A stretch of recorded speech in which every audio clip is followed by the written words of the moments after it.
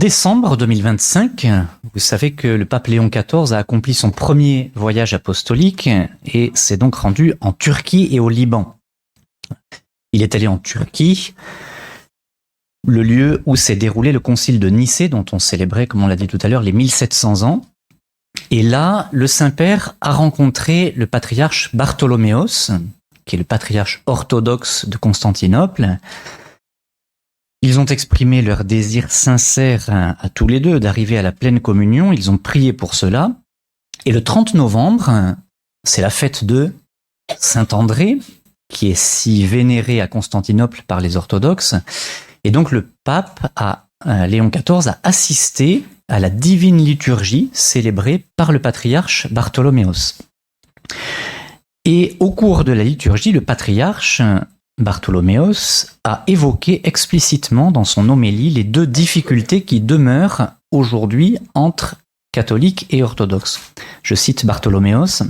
« Nous ne pouvons que prier pour que des questions telles que le filioque et l'infaillibilité que la Commission examine actuellement soient résolues de manière à ce que leur compréhension ne constitue plus un obstacle à la communion de nos églises. » Un obstacle à la communion de nos églises. Voilà. Alors cette expression est forte et c'est bien qu'il ait eu la franchise de le dire. Hein, ça sert à rien de se faire des sourires et de dire qu'on est d'accord sur tout si c'est pas le cas. Donc voilà. Mais ça nous interroge parce qu'on a dit tout à l'heure, et c'est vrai que la foi de Nicée est une base commune à tous les chrétiens, donc catholiques, orthodoxes, protestants.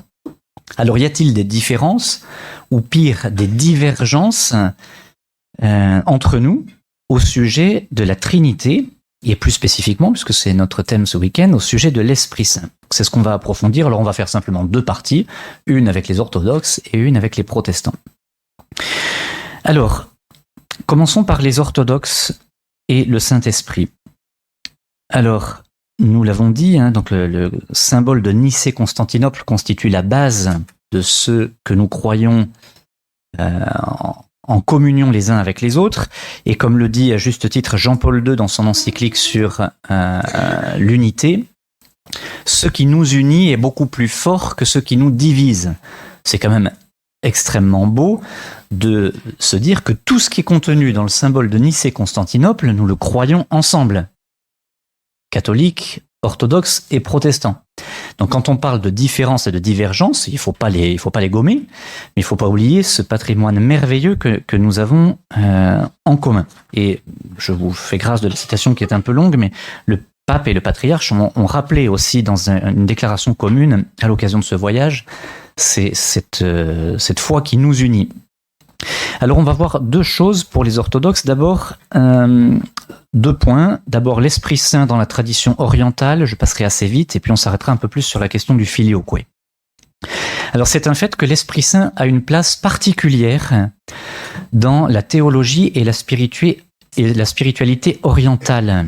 Voilà, c'est le sens du mystère qui caractérise nos frères orientaux, les prédispose à une compréhension plus profonde de la troisième personne de la Trinité. Et donc dans les premiers siècles, les pères grecs, alors quand on dit les pères grecs, ce sont les pères de langue grecque, c'est pas les pères qui habitaient en Grèce, c'est les pères qui écrivaient en grec à ce moment-là, donc c'est les pères d'Orient en fait, ont particulièrement médité sur l'Esprit Saint, non pas que les latins ne l'aient pas fait, mais dans l'Église latine, et puis dans la partie latine, eh bien, on est plus porté à raisonner, là où les orientaux sont plus portés à contempler. Voilà, et c'est un fait on perçoit certainement mieux la présence de l'Esprit Saint quand on contemple que quand on raisonne. Ça ne veut pas dire qu'il ne faut pas raisonner, mais voilà. Alors, c'est à partir surtout de l'époque de saint Athanase et de saint Basile que la question de la nature et de l'action de l'Esprit Saint s'est posée plus concrètement. Je vous lis quelques lignes de saint Athanase dans une lettre. « Le Père étant lumière et le Fils étant son éclat, on peut voir aussi dans le Fils l'Esprit par lequel nous sommes illuminés. Le Père étant source et le Fils étant appelé fleuve, on dit que nous buvons l'Esprit. » Voilà, quelques phrases marquantes de saint Athanase. Saint Éphrem, alors Saint Éphrem, vous savez que c'était un Syrien, il était diacre en Syrie. Il est mort en 373, quelques jours après Saint Athanase, la même année. C'était aussi un grand théologien et un poète. Donc, je vous lis aussi quelques lignes de Saint Éphrem. « Prends donc comme symbole le soleil pour le Père, pour le Fils, la lumière, et pour le Saint-Esprit, la chaleur. » C'est beau parce qu'on ne peut pas séparer le soleil de sa lumière et de sa chaleur, ça fait un, voilà, et en même temps on distingue entre ces trois dimensions. Et puis on a évoqué Saint Basile, je ne vais pas m'arrêter sur Saint Basile, on va approfondir maintenant la question du filioque, alors qui va demander un effort voilà, d'attention à une heure difficile. On a évoqué tout à l'heure que dans le texte du Concile de Constantinople, il est dit « Je crois en l'Esprit Saint, qui est Seigneur et qui donne la vie, il procède du Père. Avec le Père et le Fils, il reçoit même adoration et même gloire, il a parlé par les prophètes. » Donc dans l'Église latine a été ajouté le mot latin filioque, qui veut dire « et du Fils ». Il procède du Père et du Fils. Alors voici ce que dit le catéchisme sur les circonstances de cet ajout.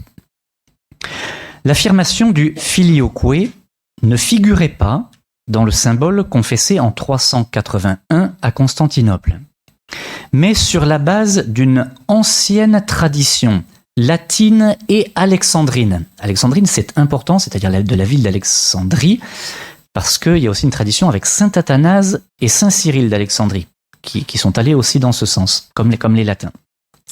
Donc sur la base de cette ancienne tradition, le pape Saint Léon, le Grand, l'avait déjà confessé dogmatiquement en 447, avant même que Rome ne connût et ne reçût en 451 au concile de Chalcédoine le symbole de 381. L'usage de cette formule dans le credo a été peu à peu admis dans la liturgie latine entre le 8e et le 11e siècle, selon les endroits. L'insertion du filioque dans la liturgie. Alors pourquoi cet ajout constitue-t-il une telle difficulté entre catholiques et orthodoxes? Alors, pour le comprendre, on est obligé de faire un peu de grec et de latin. Bon, on n'a pas le choix parce que c'est dans ces langues que s'est nouée la difficulté. Donc le texte grec du concile de Constantinople est le suivant.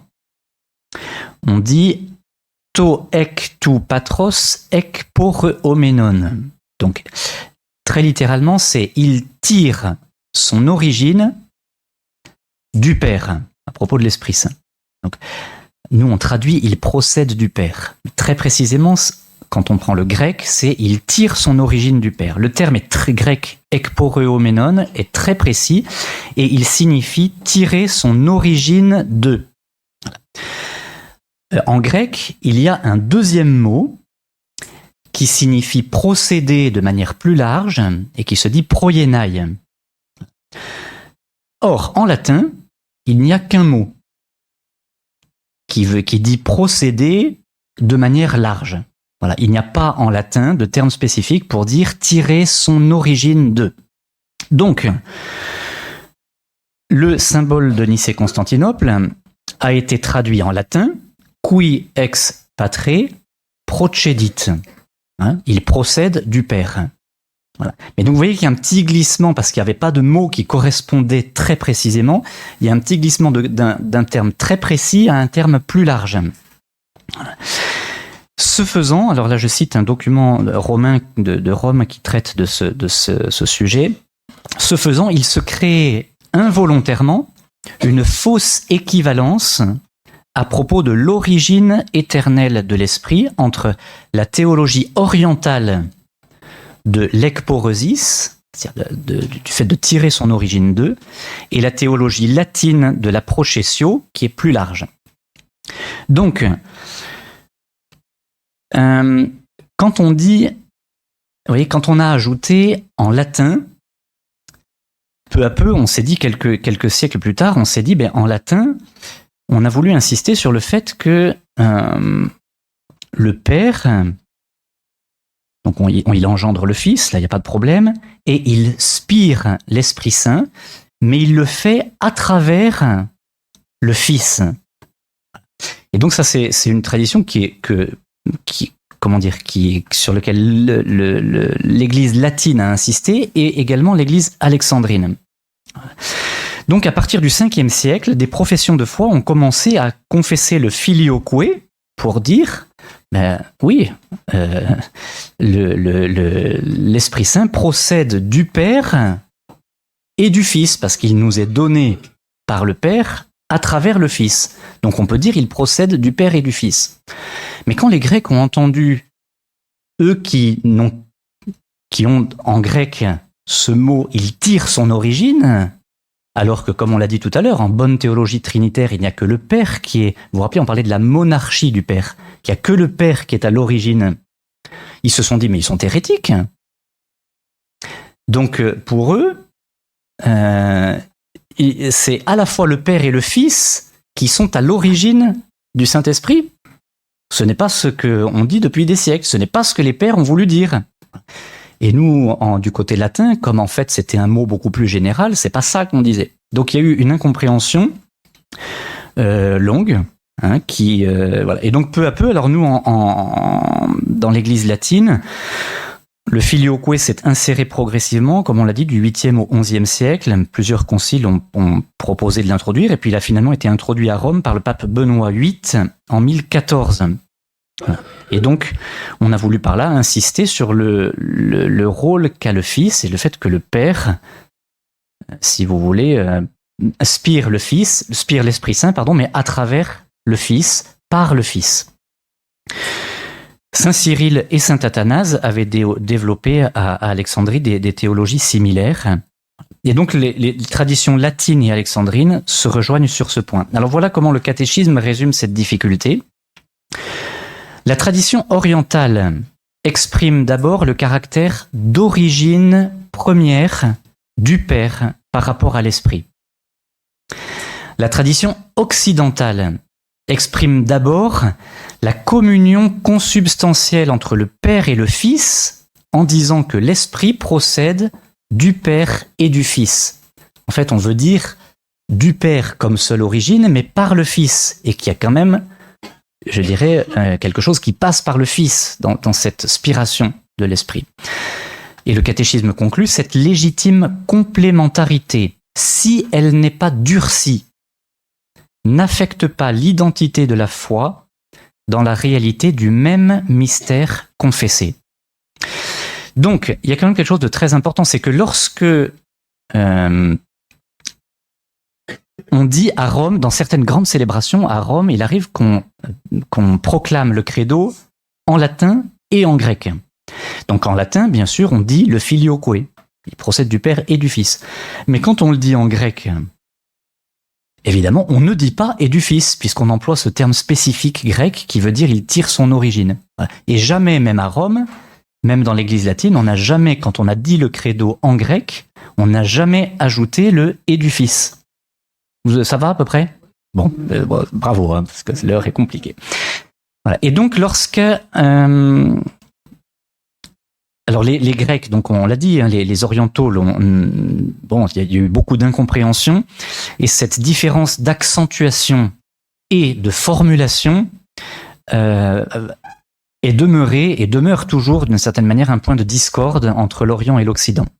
Donc, en 1054, quand a eu lieu la rupture entre catholiques et orthodoxes, entre Rome et Constantinople, rupture qui était due essentiellement à des causes politiques et à des maladresses partagées de part et d'autre, le filioque a été invoqué par les orientaux comme une cause de cette rupture, et ce désaccord malheureusement demeure aujourd'hui.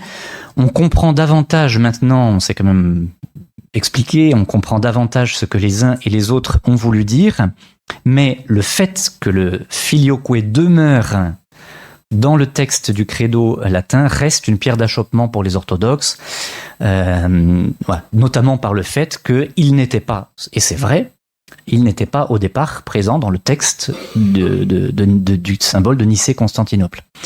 Lors de son voyage apostolique en Turquie, le pape Léon XIV et le patriarche Bartholoméos ont proclamé ensemble le credo de Nicée-Constantinople en anglais. Non, c'est bien parce que vous suivez quand même. En anglais. Et ils n'ont pas dit le filioque. Les orthodoxes en ont été très touchés et ont vu un geste symbolique marquant une étape significative dans le dialogue entre Rome et Constantinople. Voilà, le pape acceptant, parce qu'il était en Orient, de proclamer le credo tel qu'il a été défini par les symboles de Nicée-Constantinople. Voilà. Alors, nous allons passer aux protestants. Nous savons que la réforme protestante a eu lieu au XVIe siècle, longtemps après la rupture avec Constantinople. Donc on se rappelle que Luther, après sa révolte d'octobre 1517, avec l'affichage de ses 95 thèses, et puis ensuite après 3 années de discussion avec Rome, a finalement été excommunié, donc le 3 janvier 1521. Voici comment le dictionnaire de spiritualité décrit la ligne de fond de la réforme, en quelques lignes. Toutes les nuances qui caractérisent la vie de la foi selon la réforme concordent, en ceci qu'elle rejette la médiation essentielle de l'Église dans l'obtention du salut. Ça, c'est vraiment la ligne de fond de la réforme. Frère Léopold Marie vient de nous parler du lien entre l'Esprit Saint et l'Église. Eh bien, dans la réforme protestante, on rejette la médiation essentielle de l'Église dans l'obtention du salut. Voilà. Et donc, ce point de départ fondamental entraîna une nouvelle conception de la justification, de la sanctification et de l'incarnation, et donc de l'œuvre du Saint-Esprit. Alors, on va évoquer trois points par rapport aux protestants. D'abord, le rôle de l'Esprit Saint pour les protestants. Ensuite, le principe du libre examen. Et puis, on fera un 3e point un peu plus libre. Alors d'abord, le rôle de l'Esprit Saint pour les protestants. Donc on vient... on a dit d'abord au début, si vous voulez, qu'on a quand même en commun cette foi de Nicée. Donc si vous voulez, pour la théologie de la Trinité, on est quand même bien d'accord sur qui est l'Esprit Saint, le fait qu'il est Dieu, qu'il est Seigneur, qu'il donne la vie, etc. Voilà, avec tout ça, on est d'accord. Mais la théologie protestante présente des différences importantes sur le rôle de l'Esprit Saint et sur son action. Donc pour Luther, l'Esprit Saint agit principalement dans les âmes des fidèles et non pas dans l'Église. L'Esprit Saint rend le Christ présent dans le pécheur. Alors, on avait fait une session sur Luther il y a quelques années. Voici un point qui est donné par le dictionnaire de spiritualité qui résume un peu ce que pense Luther à ce niveau-là. Les actes sont des actes salutaires dans la mesure où ils sont des actes de l'esprit, et ils sont des péchés dans la mesure où ils sont des actes de l'homme. Le justifié est, alors l'expression latine c'est simul justus et peccator. Le justifié, il est en même temps, alors pour le coup je dis en même temps, juste et pécheur. Pour Luther, on peut être juste tout en vivant dans le péché. Voilà. Et ça, dans l'Église catholique, ce n'est pas possible. Voilà. On est dans la grâce de Dieu ou on n'y est pas. Voilà. Donc chez Luther, il n'y a pas de place, pour ainsi dire, à l'action de l'Esprit Saint dans une Église hiérarchiquement constituée, mais il y a une Église qui est une communauté invisible et spirituelle de ceux qui vivent de l'Esprit Saint et qui accueillent de manière individuelle l'Esprit Saint qui leur parle, qui parle à chacun. Calvin ira à peu près dans le même sens. Pour lui, l'Esprit ne conduit l'Église que par les charismes. Donc, frère Léopold Marie vous a parlé de l'action de l'Esprit Saint par les charismes. C'est juste, hein, mais il y a ces deux dimensions dans l'Église. L'Esprit agit par les charismes et il agit par la hiérarchie. Et il y a les deux. Et donc, chez les protestants, on refuse la dimension hiérarchique de l'action de l'Esprit Saint, donc la dimension sacramentelle. C'est pour ça qu'on n'a plus le sacrement de l'ordre, on n'a plus l'épiscopat. De ce fait, la prédication, donc toujours pour Calvin, la prédication de l'Église a bien quelque autorité, mais Calvin n'admet pas une direction immédiate, infaillible des chefs de la communauté comme telle par le Saint-Esprit. Un concile peut se tromper, c'est le cas, affirme-t-il, de nombreux conciles. Alors je fais une petite parenthèse, la fraternité Saint-Pédis, c'est très proche de Calvin sur ce sujet. Voilà.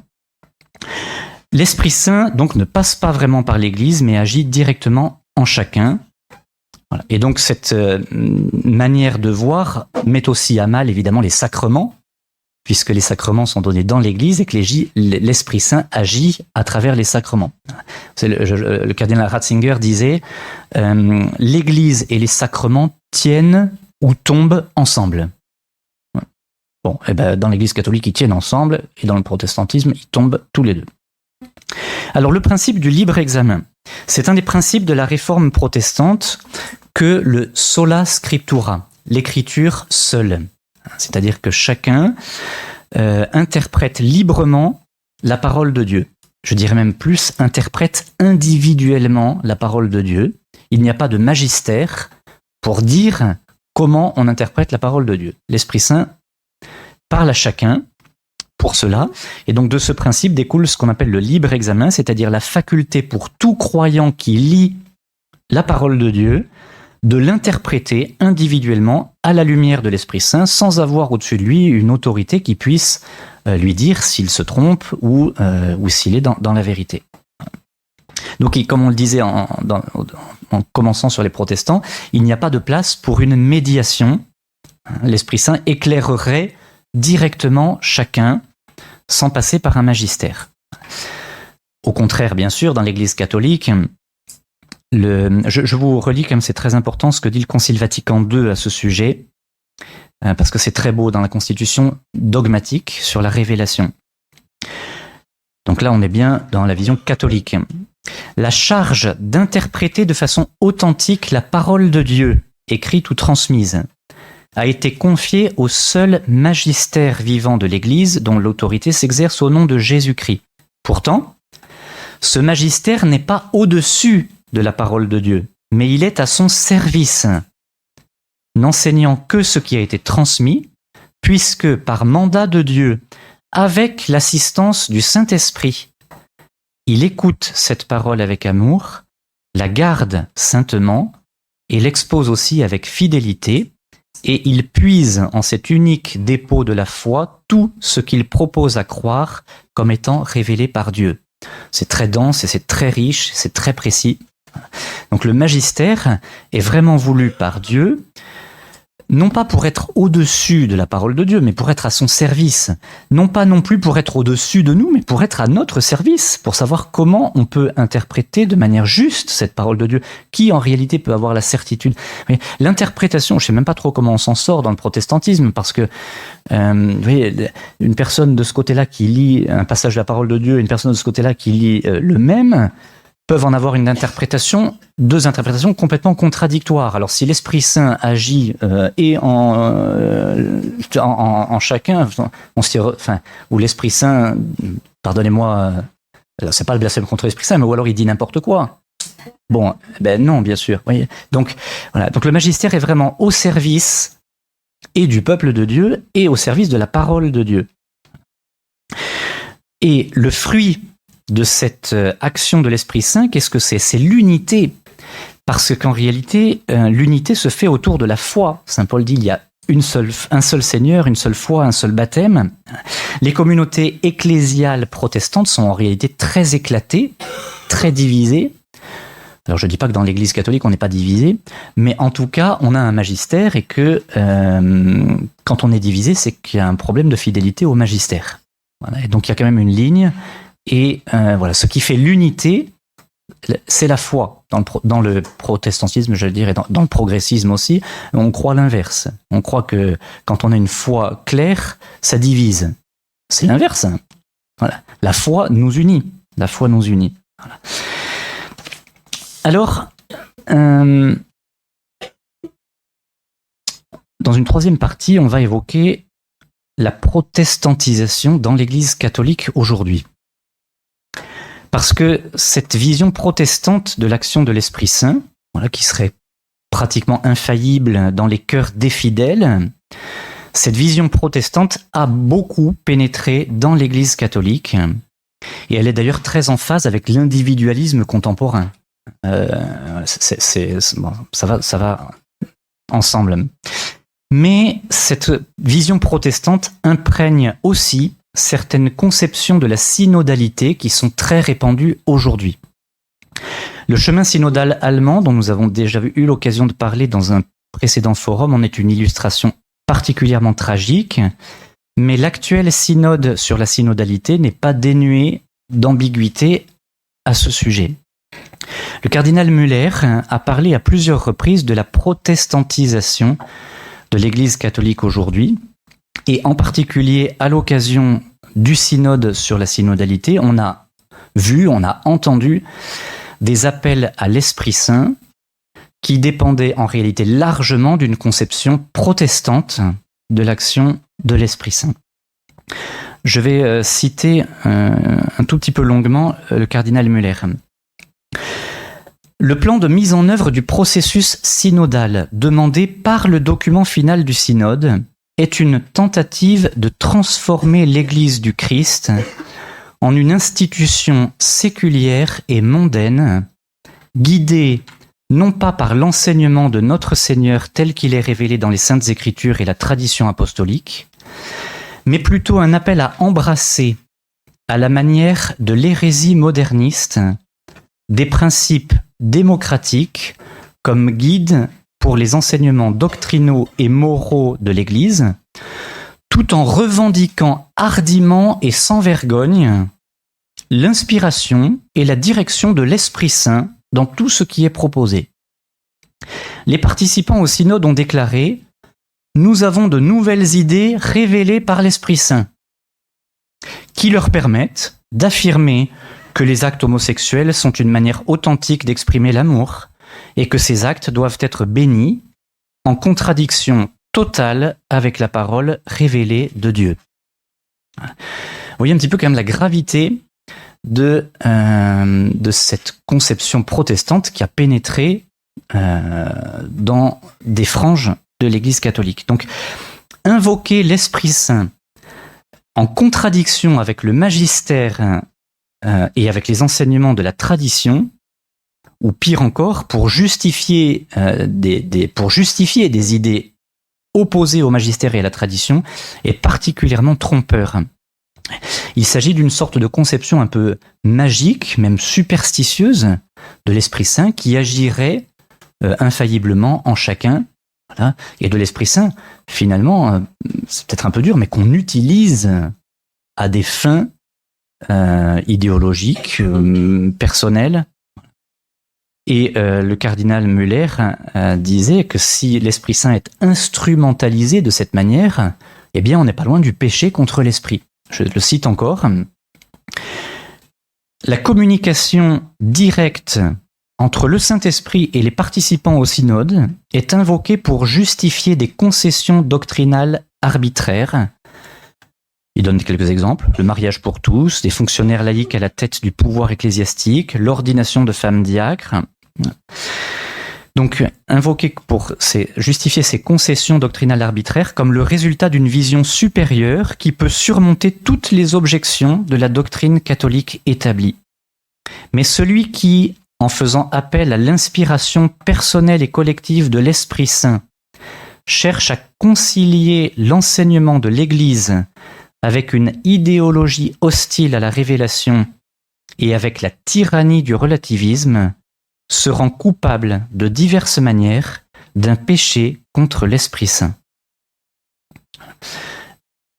Au contraire, si l'Esprit Saint est vraiment vu comme agissant dans l'Église à travers le magistère de l'Église, eh bien, il sera le remède à toutes ces ambiguïtés et il sera vraiment celui qui, comme Jésus l'a promis, vous conduira vers la vérité tout entière.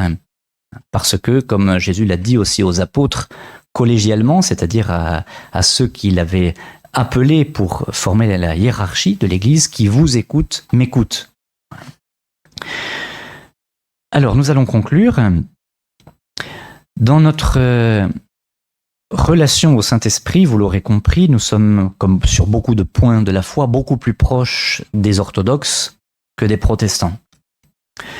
Et pourquoi ? Parce que c'est particulièrement le lien qui unit l'Esprit Saint à l'Église qui nous rapproche avec les protestants et qui fait beaucoup plus de difficultés, avec les orthodoxes, merci, et qui fait beaucoup plus de difficultés avec les protestants. Dans le dictionnaire de spiritualité, un auteur écrit « Un des aspects les plus remarquables de l'ancienne pneumatologie grecque ». Plus besoin d'expliquer maintenant. La science de l'Esprit Saint. C'est le lien étroit qui l'unit à l'ecclésiologie, la science de l'Église. En fait, qui est ce lien très étroit entre l'Église et l'Esprit Saint. Frère Léopold Marie vous a cité tout à l'heure Sainte Irénée de Lyon. Dans son encyclique sur l'Esprit Saint, Jean-Paul II souligne aussi ce rapport de l'Église avec la puissance de l'Esprit Saint, celui qui seul donne la vie. L'Église est le signe et l'instrument de la présence et de l'action de l'Esprit vivifiant.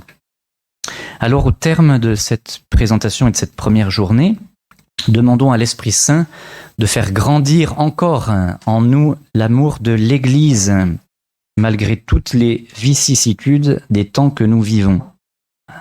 Et il faut rappeler que l'Église est belle, que l'Église est sainte, que l'Église est notre mère.